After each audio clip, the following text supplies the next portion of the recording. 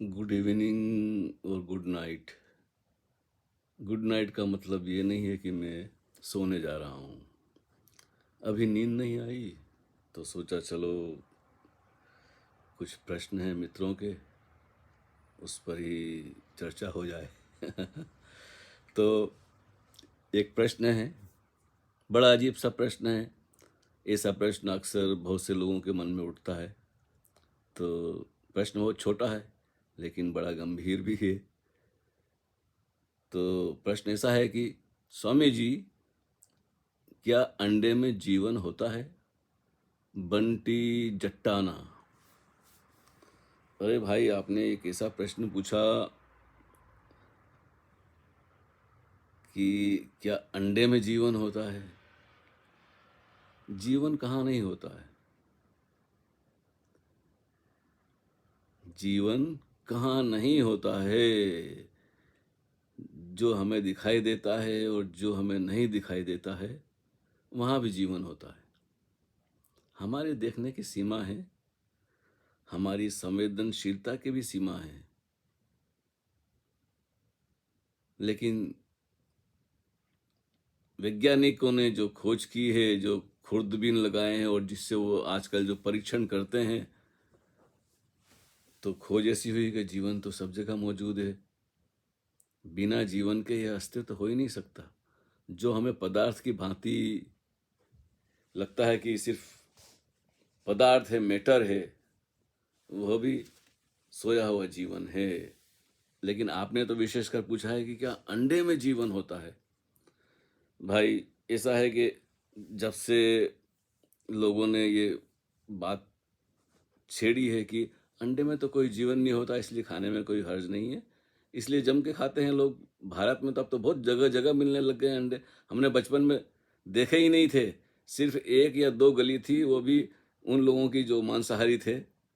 उनमें दो चार रेस्टोरेंट थी, उसमें अंडे छीके में लटके हुए देखे। तो हमने एक दो बार वहाँ से गुजरे तो हमने देखा, तो भाई सुनने में आया, एक अनवर अली हमारे स्कूल में एक छात्र था हमारी क्लास में।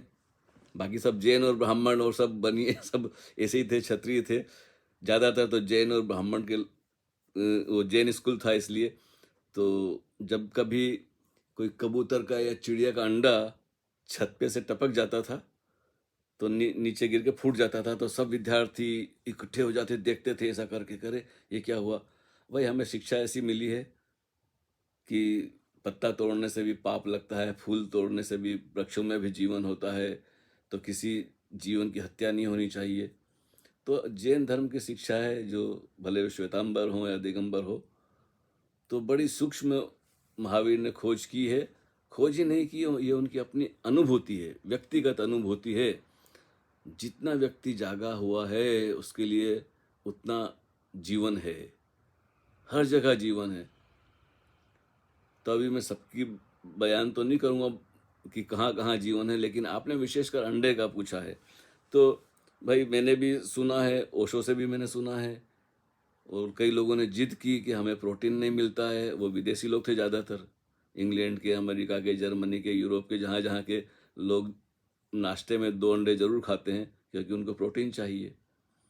तो ऐसे लोगों ने शिकायत की और आग्रह किया होगा ओशो से, तो उन्होंने वो नॉन फर्टिलाइज या अनफर्टिलाइज जिसको कहते हैं, भाई मेरी भाषा पर ज़रा सीरियसली मत लेना, तो वो अंडे जिनसे, जो मुर्गे के संपर्क में मुर्गी नहीं आती, उसके बिना जो अंडा पैदा होता है, तो उसमें जीवन नहीं होता है। ऐसा ओशो से मैंने सुना, और भी मैं लोगों से सुना कि अनफर्टिलाइज अंडा खाने में कोई एतराज़ नहीं, आपको ये मिलता है, वो विटामिन मिलते हैं, ना मालूम क्या क्या मिलते हैं। खैर, मैं तो इससे एग्री नहीं हूँ। भले ही ओशो ने कहा है तो भी मैं उनका समर्थन नहीं करता। ओशो ने किसी कारण कहा होगा, इतने हजारों लाखों डिसाइपल है, शिष्य हैं उनके विदेशी। अब वो जरा सी बात के लिए, और अब ऐसा है कि जबरदस्ती तो किसको बदला नहीं जा सकता कि तलवार के जोर पर आपने धर्म परिवर्तन कर लिया। तो ओशो का तो ऐसा है कि वो किसी भी तरह की जबरदस्ती नहीं है। आप जैसे हैं, जहाँ हैं, वहीं से आपको यात्रा शुरू करनी है। कोई भविष्य में वो आदर्श बना के कि हमें वैसा होना है, वैसा होना है, तो भविष्य से तो यात्रा नहीं शुरू करनी है। आप जहाँ हैं, आप मांसाहारी हैं, शराबी हैं, भले हैं, बुरे हैं, हिंदू हैं, मुसलमान हैं, सिख हैं, ईसाई हैं, जो भी हैं, आप शाकाहारी हैं या मांसाहारी हैं, आपने ओशो को पढ़ लिया, उनको सुन लिया, आपके अंदर उनके प्रति प्रेम जागा, या आपको ऐसा लगा भाई ये तो बहुत ऊँची बात कर रहे हैं और ध्यान साधना की बातें कर रहे हैं, हमें भी करना चाहिए। तो आश्रम में जहाँ तक संबंध था, हम शाकाहारी जीवन था, लेकिन जब से विदेशी लोग आने लगे, उन्होंने बड़ी डिमांड शुरू कर दी, जी हमें प्रोटीन नहीं मिलता है। तो मैं उसी बात पे आ रहा हूँ फिर से कि भाई अंडे में जीवन होता है या नहीं होता है। निश्चित ही होता है। अनफर्टिलाइज एग में भी जीवन होता है। आप मेरी बात से नहीं मानेंगे, क्योंकि आप कहेंगे उसमें तो बच्चा पैदा नहीं होगा मुर्गी का। हाँ, ये बात है पते की कि आपके मन में ये प्रश्न उठेगा कि उसमें मुर्गी का बच्चा तो पैदा नहीं होगा, अनफर्टिलाइज है वो, मुर्गे के संपर्क में तो आई नहीं है मुर्गी, तो उसमें जीवन तो होगा नहीं, जीव नहीं होगा, मुर्गा पैदा नहीं होगा, मुर्गी पैदा नहीं होगी उस अंडे से, लेकिन जीवन तो वहां है। आप ऐसा करें, दो चार अंडे लेके कोने में रख दें, एक तरफ कहीं ढक दें उनको, कचरा पट्टी डाल दें, उसके बाद धूल मिट्टी कुछ भी डाल दें, या पत्ते सूखे घर का कचरा ही डाल दें, और कुछ नहीं तो बाहर ले जाने की जरूरत नहीं है आपको, पड़ा रहने दे। देखें 10-15 दिन, महीने 2 महीना, हाथ मत लगाएं और देखें फिर उसको, उसमें से कितने कीड़े मकोड़े रेंगते हुए, उड़ते हुए, न मालूम किस प्रकार के, जो शायद आपने देखे भी नहीं होंगे, वो सब कहाँ से आएंगे, वो कहाँ से आ गए। जब अंडे में जीवन नहीं था तो वो सब कहाँ से आ गए। पानी आप रख दें बाल्टी भर के, मटका भर के, गिलास भर के कहीं, और 2-4-6 महीना, साल भर उसको देखे मत, तो उसमें भी कीड़े पड़ जाएंगे, गंदा हो जाएगा, पीने लायक नहीं रहेगा। और तो और घर में आपके चावल हैं, गेहूं हैं, और भी तरह के दाल है, सूजी हैं, या नट्स हैं, मूंगफली के दाने हैं, काजू है, बादाम है, जो भी हैं, आप डब्बा भर के बंद करके रख दें। ना तो उसमें हवा लग रही है, डब्बा भरनी, वो साल 6 महीना खोले मत, और फिर एकदम से खोलें तो आपको पता चलेगा कि कितने जंतु जीव कहाँ से आ गए, वो तो बंद था डब्बा। रोटी के 2-4 टुकड़े ही आप लपेट के कहीं रख दें अच्छी तरह से। तो ऐसा है कि हमें जो बातें सिखाई जाती है, बातें सुनी सुनाई सब सच तो नहीं होती। जरूरी नहीं है कि हर बात सच हो, लेकिन क्या है कि ऐसी बात भी कहनी पड़ती है। हम सामाजिक जीवन जीते हैं, हम अकेले तो नहीं जीते हैं ना। तो हम लोगों की बातों पे, और अगर उसका प्रमाण कोई दे रहा है बड़े जोर शोर से, और टीवी पे आ रही है न्यूज़ कि ये अंडे खाने योग्य हैं और इनसे ये मिलता है, तो लोग बड़े बहकावे में आ जाते हैं। इसीलिए मैंने देखा है कि कई शाकाहारी लोग विदेशों में जाते हैं, बस साल 6 महीने में वो भी धीरे धीरे मांसाहारी बन जाते हैं, क्योंकि उनको कन्विंस करने वाले, उनसे बड़ी तर्क देने वाले, और देखते हैं लोग यहाँ के कितने हट्टे कट्टे मोटे ताजे हैं। यहाँ का गरीब आदमी भी होगा तो भी पता नहीं चलेगा आपको उसको देख के कि ये गरीब होगा, जब तक कि वो बताए नहीं, सूरज शक्ल से पता नहीं लगेगा आपको, क्योंकि यहाँ की शुद्ध खुराक मिलती है। भारत में तो बहुत कुछ मिलावट है। खैर, मैं किसी के पक्ष में नहीं हूं, ना किसी की निंदा कर रहा हूं, लेकिन आपने प्रश्न पूछा है कि क्या अंडे में जीवन होता है। निश्चित ही होता है। आप सिर्फ अंडे को भी छोड़ दें, आप अपने घर का कचरा ही जो है एक कोने में बस रखते जाएं, ढेर लगा दें, थोड़ा सा 2-3 महीने का कचरा कोने में कहीं ढेर लगा दें, उसको फेंके मत निकाल के, और फिर उसको देखें उसमें से कितने जीव जंतु आ जाते। जब आपने कचरा इकट्ठा करने लगे थे घर का, तब तो उसमें कुछ था नहीं, वो तो कचरा था, डेड जिसको बोलते हैं, मृत। उसमें सब जो भी होगी, सब्जी के छिलके होंगे, बीज होंगे, अंडे के छिलके होंगे, जो भी आप खाते होंगे। मैं आपकी जो धारणा है उसको उस उसको तोड़ने के लिए नहीं कह रहा हूँ। मैं कह रहा हूँ कि जीवन है, और बिना जीवन के ऐसा कोई आपको कोना नहीं मिलेगा इस पृथ्वी का, कम से कम। अब ग्रहों का और चांद का तो मुझे पता नहीं। जहाँ जहाँ हवा है, पानी है, वहाँ वहाँ जीवन है। जहाँ जहाँ गर्मी है, सर्दी है, मौसम बदलते हैं, वहाँ वहाँ जीवन है। तो फिर से गौर कीजिए आप अपने प्रश्न पर, और इसको अच्छी तरह से खोजबीन कीजिए। पानी की एक बूंद में भी जीव है, दूध में भी है, हमारे हमारा शरीर है। अभी मैं हूँ आपके सामने जीता जागता बात कर रहा हूँ। हाँ, ये शरीर मर जाता है, मृत्यु हो जाती है इस शरीर की। क्यों जल्दी से लोग उठा के मरने वाले को जल्दी से 2-4 घंटे में जल्दी से जल्दी निपटा दो? क्योंकि वो सड़ने लगता है शरीर। वो सड़ जाएगा तो उसमें कीड़े, तो कीड़े कहाँ से आएंगे? आसमान से तो टपकेंगे नहीं, कीड़े इसी में से होंगे। आप मांस ही ला के रख दें कोई। एक बार मुझे हुआ, जर्मनी में मैं रहता था भाई, हम शुरू शुरू में गए थे तब तो कहीं 1-2 जगह हमें शेयर करना पड़ा था मकान, बल्कि ज़्यादा ही जगह पे, क्योंकि घर का मकान लेना किराए से बड़ा महंगा था। उस ज़माने में कमाई हमारी थी नहीं। तो एक जगह हमने शेयर किया, तो जो पड़ोसी था उसने कोई मीट या मुर्गी लाके गलती से, शराब पिया हुआ होगा नशे में, तो गलती से उसने लाके वो फ्रिज की जगह वो कहीं और रख दी, उसमें जहाँ वो ब्रेड वगैरह रखते हैं ना, उसमें रख दी। और फिर भूल गया, वो तो अपने काम पे चला गया दूसरे दिन। तो गलती से एक दिन मैं खोलने लगा, कुछ ढूंढने लगा, तो देखता हूँ तो उसमें कीड़े बहुत सारे बाहर आए। मैं बोला ये क्या हुआ? तो मैंने वो जरा पूछा आसपास के लोगों से, 2 और लोग थे, तो बोलते ये तो हमने नहीं किया, वो जरूर उसने किया होगा जो।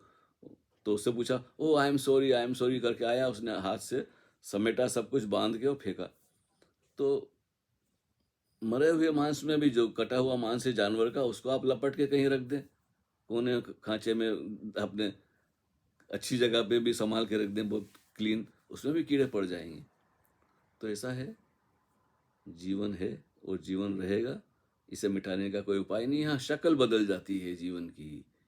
मरे हुए आदमी के शरीर में या पशु के शरीर में या किसी, तो उसमें वो पंछी तो पैदा नहीं होगा, पंछी के शरीर से मनुष्य के शरीर से कीड़े पड़ेंगे, फिर वो कीड़े आपस में एक दूसरे को खा के, बस ऐसा फिर वो सब ऐसे नष्ट हो जाएगा जीवन। इसलिए लोग मिट्टी में दबा देते हैं, मिट्टी में कब्रों में जा में भी कीड़े पड़ जाते हैं धीरे धीरे। तो ये जीवन अनंत प्रकार के से अभिव्यक्त करता है अपने आप को ही। अभी कल ही प्रश्न था, जीव जीवस्य भोजनम। तो किसी न किसी रूप में हम 100% कितनी भी कोशिश करें अहिंसक नहीं हो सकते हैं। थोड़ी बहुत हिंसा तो होगी ही, तो क्षमा करें। मैं मेरी बात आपको बुरी लगी हो तो खोज करें। दूसरा एक और प्रश्न है, वो बड़ा विधायक प्रश्न है। खैर, जिसको जैसा लगता है वैसा प्रश्न पूछता है, और हमें स्वतंत्रता है, हमारे दिल की बात हमें खुल के कहनी चाहिए।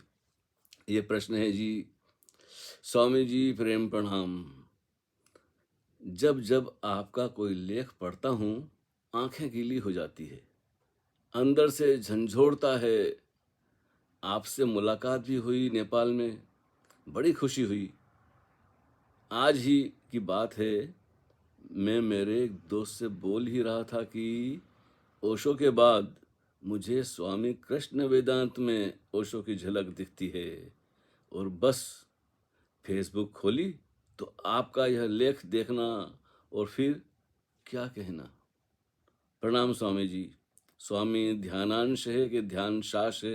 भाई आपका नाम प्रोनाउंस करना मुझे ढंग से आता नहीं है, तो आपने अंग्रेजी में लिखा, वो पूरी तरह से स्वामी भी नहीं लिखा, स्वा कर दिया। तो स्वा ध्यानांश क्या है? नेपाल से हैं आप, जरूर मुझे फिर से इस नाम को हिंदी में लिख के बताइए कि कैसे प्रोनाउंस करते हैं। वो रोमन में लिख दिया तो मैं कैसे ढूंढूंगा स्वा है या स्वामी है? वैसे लोग स्वा को स्वामी ही समझते हैं, मैं भी वही समझा, लेकिन ध्यानांश है कि ध्यान शाह है? खैर, हम इस पर चर्चा नहीं करते हैं, जो भी हो आप ध्यानी हैं। तो ये, लेकिन ये आपका जो प्रश्न है ये ज़्यादा प्रेमी का है। हाँ, ध्यानी तो बड़ी रुकी सुकी बात करते हैं अवेयरनेस की और मोक्ष की। अ, अ, तो ये तो प्रश्न है प्रेमिका जी। जब जब आपका कोई लेख पढ़ता हूँ, आंखें गीली हो जाती थी, हो जाती है। हाँ, भाई आप अ, मुझे भी रुलाएंगे क्या? मैं भी जब ओशो की पुस्तकें पढ़ता था, खासकर उनके पत्र, उन दिनों ज़्यादा पुस्तकें थी नहीं, 10-12 किताबें थी, और मेरे पास 4-5 थी घर में। तो कोई भी किताब पढ़ता था उनकी मैं, तो मेरी आंखें गीली हो जाती थी। तो उन दिनों तो मैं छोटी मोटी कविताएं कर लेता था, तो ऐसे ही 2-4 पंक्तियां मुझे याद है। एक बार मैंने कहा था कि लिखा था ऐसे ही, बार बार आंखें पोंछता था, फिर पढ़ता था, फिर लेट जाता था, फिर उठ के किताब पढ़ता था, फिर रोने लग जाता था, और दिल होता था कि जाके ओशो से मिलूं। तो प्रेम एक पागलपन है। प्रेमी का पत्र एक गीत है, बहुत बड़ा पुराना गीत। फिल्मों में भी कभी ऐसी बातें कहते हैं बड़ी पते की, तेरा खत लेके सनम पाँव कहीं रखते हैं हम, कहीं पढ़ते हैं कदम। तो ये साधारण प्रेम में भी आदमी पागल हो जाता है, तो फिर तो ओशो के प्रेम में क्यों नहीं पागल हो जाएगा। बुद्ध पुरुष का तो प्रेम अनूठा ही होता है। रातों को सोने नहीं देता, दिन को चैन नहीं होती, बार बार उनकी तस्वीर देखने को दिल होता है। तो ऐसा है कि ये आंखों में नमी नहीं थी, आंखों में नमी नहीं थी। क्या है, देखो आगे मैं भूल ही गया। कितनी बड़ी कमी थी, देखो उल्टी कविता मैंने पढ़ दी ना। अब इतना होश कहाँ रहता है प्रेम में। ध्यानियों को बड़ा होश रहता है, बड़ा सोच समझ के धीरे धीरे बोलते हैं, पहले से रट लिया होता है 2-4 बार। नहीं भाई, मैं तो ऐसा है कि ओशो का शिष्य हूँ, आपको मुझ में थोड़ी सी झलक दिखी है, तो वो ओशो की झलक ने आपको दीवाना बनाया है, आप और आपकी आंखें गीली की हैं। और अच्छा है कि कितनी बड़ी कमी थी, कितनी बड़ी कमी थी, आंखों में नमी नहीं थी, था सांस का आना जाना, था सांस का आना जाना, पर जिंदगी नहीं थी। तूने तो सब कही थी, तूने तो सब कही थी, पर मैंने कहाँ सुनी थी। और ऐसी और भी 2-4-10 आगे हैं कि तेरी हर बात सही थी। बस ऐसी ऐसी बातें हैं। तो भाई जब आंखें गीली हो जाती है और दिल में हलचल, हृदय में उथल पुथल होने लगती है, तो बेढंगे शब्द आते हैं, जैसे मीरा ने कहा है कि असुअन जल सींच सींच प्रेम बेल बोई, और अब तो बेल फेल गई आनंद फल हुई। तो बस प्रेम की बेल में आनंद के फूल लगते हैं, फल लगते हैं। खुद को भी मजा आता है अपने शब्दों को दोहराने में, और जिसके प्रति लिखे होते हैं, जी चाहता है कि उनको जाके सुनाएं हम अपने दिल का हाल। तो आपने बड़ा, एक मेरा बहुत प्यारा पसंद का गीत है, तुम जो हमारे मीत ना होते, गीत ये मेरे गीत ना होते। वो लिखा तो किसी ने किसी और के लिए है, लेकिन मुझे ओशो की याद दिला देते हैं कि उनके आने से जीवन में बहुत कुछ आया, उनमें कविताएं भी बहुत सारी आ गई। तो आज आपको कुछ आँखों वाली तो मेरे पास नहीं है। तुमसे नज़र मिली, अपनी खबर मिली, हम ढूंढते कहाँ थे, मंजिल किधर मिली। तो ओशो के लिए मैंने बहुत कुछ लिखा है, लेकिन अब मैं कहाँ कहाँ ढूंढूं। जिसने तुझे रूबरू नहीं देखा, जिसने तुझे रूबरू नहीं देखा, उसने गुल सुर्खरू नहीं देखा। हाँ, उसने गुल सुर्खरू नहीं देखा। बहुत देख ली ये दुनिया तूने, बहुत देख ली ये दुनिया तूने, आईना ए दिल हूबहू नहीं देखा। और देरो हरम से क्या हासिल, और देरो हरम से क्या हासिल। अगर उसे कूबकू नहीं देखा। भाई मंदिर मस्जिद से और तीर्थ यात्राओं से क्या हासिल होगा, क्या मिलेगा, अगर उसे कूबकू मतलब हर जगह नहीं देखा। और खामोशी, ये ओशो के लिए खास एक शेर है, वैसे तो सभी ओशो के लिए हैं, लेकिन ये खास देखिए उनकी अदा पर एक बात कही है, खामोशी उसकी समझ ना पाओगे, खामोशी उसकी समझ ना पाओगे, अगर अंदाज़े गुफ्तगू नहीं देखा। जिसने तुझे रूबरू नहीं देखा, उसने गुल सुर्खरू नहीं देखा। ये कैसेट टॉक बड़ी लंबी होती जा रही है, लेकिन कोशिश करते हैं थोड़ी सी बात और कर लें। जी तो चाहता है कि बोलते ही जाऊं। तो जी, नेपाल में आपसे मुलाकात हुई, कुछ कुछ मुझे भी याद है। आप फोटो भेजेंगे तो मुझे पता चलेगा कि भाई ये कौन से हैं ध्यानांश जिनसे मुलाकात हुई, और मुझ में उनको ओशो की झलक दिखाई देती है। निश्चित ही बच्चे में माँ की झलक दिखाई देती है, कोई बच्चे को देख के पहचान जाता है कि ये आपका बच्चा तो नहीं है। कभी कभी तो बोलता नहीं है तो आपका बच्चा है। पिता का, भाई एक दूसरे से मिलते हैं तो फिर गुरु तो फिर क्या है, गुरु तो बिल्कुल कायाकल्प कर देता है। मैंने ऐसे बहुत सारे सन्यासियों को देखा है अपनी आंखों से। ओशो के पास आए हैं, कुछ और थे, और फिर कुछ और हो गए। देखते ही देखते उनका चेहरा, उनका शरीर, उनका हाव भाव सब बदल गया। हमारे एक मैत्रेय जी थे, जब आए थे तो बूढ़े थे। 71 की बात कर रहा हूँ मैं। फिर धीरे धीरे वो जवान होते गए, और चाल में इतनी उनकी गति आ गई कि शाम को जब घूमने निकलते थे या सुबह सुबह घूमने निकलते थे तो बड़ी तेज चलते थे। रास्ते में टकरा जाते थे कोरेगांव पार की गलियों में। तो कभी कभी मैं उनको ऐसे मजाक में कहते था, मैत्रेय जी आप तो जवान होते जा रहे हैं। बोलता क्यों नहीं, इसमें क्या शक है। तो ऐसा है कि जी, ये हंसी मजाक की बात तो जरूर है कि, लेकिन हंसी मजाक भी नहीं है, बात में कुछ अर्थ है आपके। अगर आपको मुझ में या किसी और सन्यासी में ओशो की झलक मिलती है तो वो ओशो की अनुकंपा है। प्रेम, जिससे हम प्रेम करते हैं ना, धीरे धीरे उसके जैसा हमारे अंदर कुछ ना कुछ होने लगता है। हाँ, अब वो जहाँ बस कितनी गहराई से आपने, मतलब गहराई ऊंचाई की तो शब्दों की बात है, कितनी समग्रता से आप किसी के प्रेम में डूबे हैं, जिसकी याद आते ही आप रोने लग जाते, हंसने लग जाते हैं या मौन हो जाते हैं। बुद्ध पुरुष के शब्दों में भी बड़ा बल होता है। उनके शब्द कोरे शब्द नहीं है, वो शब्द बाण हैं।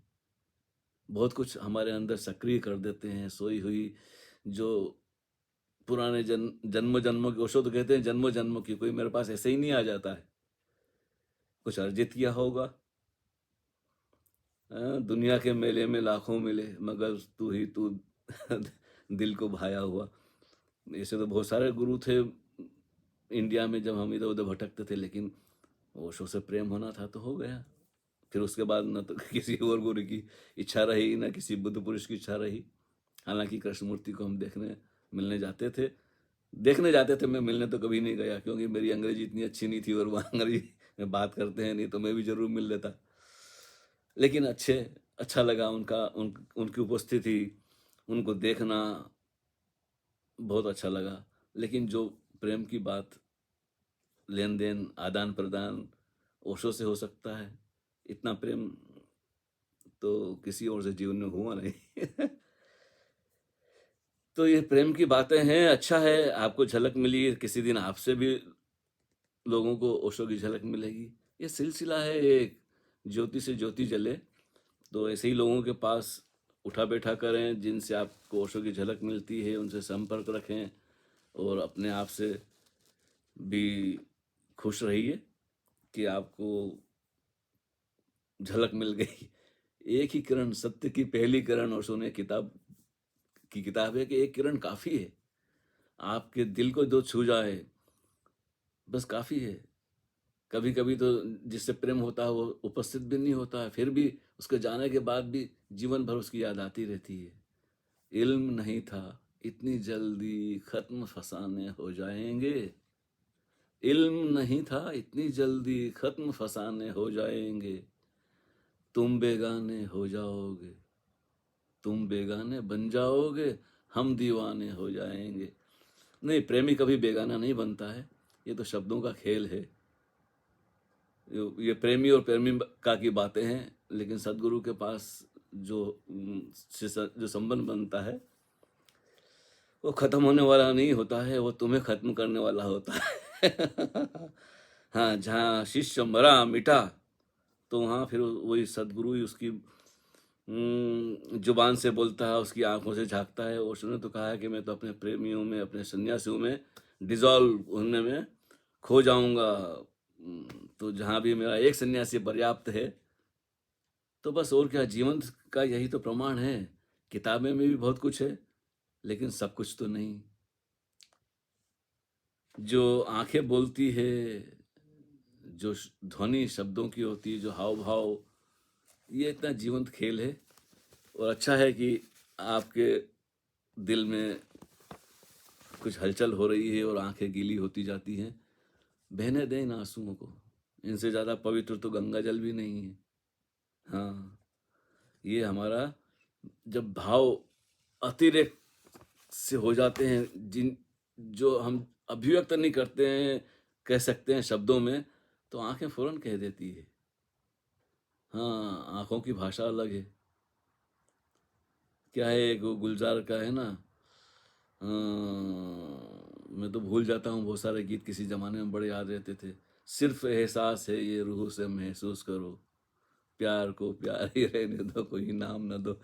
तो बहुत सी चीज़ों के नाम होते नहीं है, हम नाम से पुकारते हैं, लेकिन उसके पीछे बड़ा रहस्य होता है। हर एक व्यक्ति एक रहस्य है, लेकिन हम जब भी नाम और कुछ लेबल लगा देते हैं तो हम उसको उसे उसके उस व्यक्ति के आर पार जाना देखना भूल जाते हैं। आज तो बड़ी बड़ी लंबी बात हो गई जी, 25 मिनट हो गए।